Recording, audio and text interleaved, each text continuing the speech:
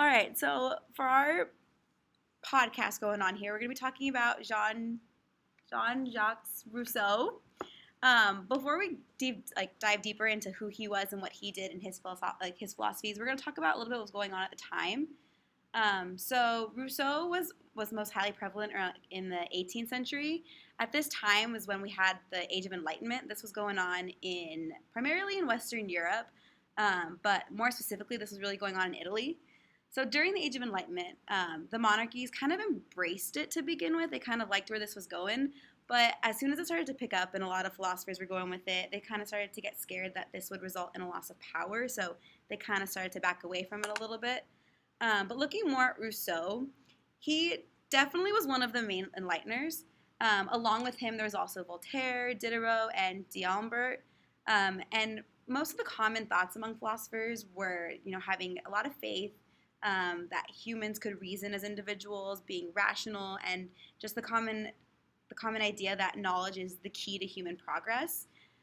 While Rousseau was considered an enlightener, he didn't exactly agree with them to a certain extent. So he was really close with them. They all kind of shared the same ideals. And then slowly Rousseau started to kind of disagree. He started to, have some different ideas, different opinions. He definitely started to defend the religious faith, which is not something common of the Enlightenment. He also believed that this growth of society that was going on, while it was great and it was like we as individuals were growing, he also believed that could be dangerous at the same time, and that growth had the potential to ruin us as individuals and ruin us as a society. So those were a little bit more of his ideals. These ideas and his philosophy also had a really big impact later on in both the French and the American Revolution, as well as having some type of influence with Romanticism that came later on. So for his personal life growing up, Tommy will talk to you about that one.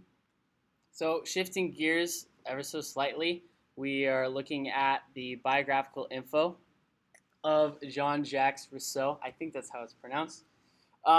So, starting off, he was born on June 28th, 1712, in Geneva, Switzerland.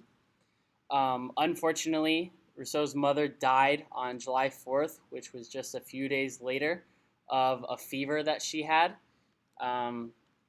Because of this, Rousseau was primarily originally raised by his father and also an aunt of his that was on his mother's side of the family. And at about age 10, Rousseau's father actually left him. This was because his father had run into some type of legal trouble within the city, and he ended up moving about 15 miles away to another city, and for whatever reason did not take Rousseau with him. And as well as his father abandoning him, his aunt had previously been married and was no longer in the picture. So this left Rousseau pretty much on his own at the age of 10. So fortunately, his mother's side of the family decided to step in, and their solution to him being on his own was sending him to board with the pastor of a church in a village named Bossy. And this experience for Rousseau was not the most positive of experiences. The pastor was meant to educate him and teach him in Latin, and the pastor neglected his duties to do that. And so it was just a very negative experience starting off for Rousseau. Because of this, Rousseau eventually moved in with his uncle and his cousin. And during this period of his life, he began a series of apprenticeships that were all very unsuccessful. He was uninterested and not motivated in any of the apprenticeships that he decided to try to do. After his unsuccessful apprenticeships, Rousseau decided to travel the countryside. In his travels in the countryside, he ended up tutoring a few sons. He met a lady named Madame de Warren, who fortunately took him under her wing a little bit and helped educate him. During this time, he grew a love for music. Moving on, actually not moving on. Many of his travels during this time and also a lot of his childhood memories inspired parts of his novel, Emily, or Emile. Rousseau also later joined the circle of Enlightenment figures in Paris while he was making a living copying music. Um, After this, he became the secretary to the French ambassador in Venice. This happened through some friends of his that were able to help get him a job as the ambassador. And lastly, he moved back to Paris in 1744, and this is where he began a long 33-year relationship with Therese Levasseur. And just a quick side note with Rousseau that's interesting. Even though his father abandoned him, Rousseau ended up having 5 children, and he abandoned all 5 of them. But moving on, shifting gears again, we're going to talk about his philosophy of education. So Rousseau's educational philosophy is heavily based on the book he wrote, Emile, and it was the most impactful thing he had for education. Most likely, he didn't intend for his ideas to be taken literal. The goal of the book was just to illustrate major principles of education. In his book, it was mostly a reflection of his own teaching experience and why he failed despite his good intention. Some methods that he used with his own students were pleading, external rewards, punishment, and praise, and to no avail, nothing worked. And his conclusion was that education started too late for these boys, and that education needed to work. For education to work, it needed to begin in childhood's earliest days. Um, some key beliefs in his philosophy of education was that human beings are not born evil but are corrupted by society and their education. Um, Also, he suggested a possibility that a new race of people might be educated, that we should be able to grow a child's goodness without being tainted by society so that they won't be manipulated by others.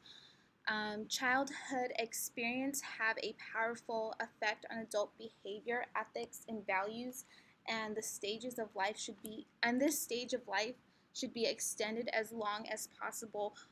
For Rousseau, having a good childhood experience was important to him because his mother died at a very early age. So when he was writing this part of the book in Emile, he kind of fantasized on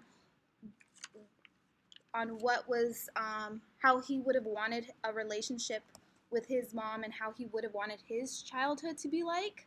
Another key belief was that he strongly emphasized the importance of appropriate learning activities to the child's developmental stage. In his book, Emile, he kind of just goes through Emile's life, and for each stages of his life, described for what kind of education that he needed. So, just to give a couple examples, Rousseau thought that an education during the infancy stage, he would advise the parents to love their children emotionally and physically, to give them the freedom of to give them freedom within a secure environment. Um, for education in early childhood, around the ages of 5 through 12, this is where children would develop a self identity, and different concepts of moral would develop. He also goes on different education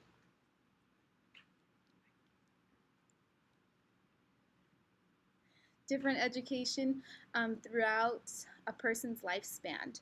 And lastly, Rousseau was in support for having a natural learning environment. He thought that having an enriched learning environment is beyond 4 walls and a book. Moving on, we have Micah with us. All right. So before we talk about enculturation, first we'll go over the word culture. So what do you think of when you hear the word culture? Do you hear sounds of celebration? Do you think of different foods? How about the language within a culture? How do they speak? Or the attire, or how they dress? Or when they dress a specific way during a celebration, or if they're applying for a job? Each culture has specific norms and characteristics to which they follow and is learned throughout the individual life. And this process in which they learn their cultural norms within their culture is called enculturation. Now, enculturation includes all the possibilities in which a person might learn the culture. So, a person can learn the culture in two ways. It could be either formal, which is through direct teaching. So, for example, the United States, this will be seen as an education, um, or it could be informal, and this could be more direct, which is through parenting, or it can also be through simple observations of certain behaviors and attitudes um, in which the culture has. So, an example of more formal learning in terms of enculturation is learning the Bills of Rights in school. And this involves learning the laws within the culture for the United States. And for a more indirect example, we look at, for example, a child watching their parents' responses to those who give them gifts. Um, they say thank you. Um, they have great excitement, and so on and so forth.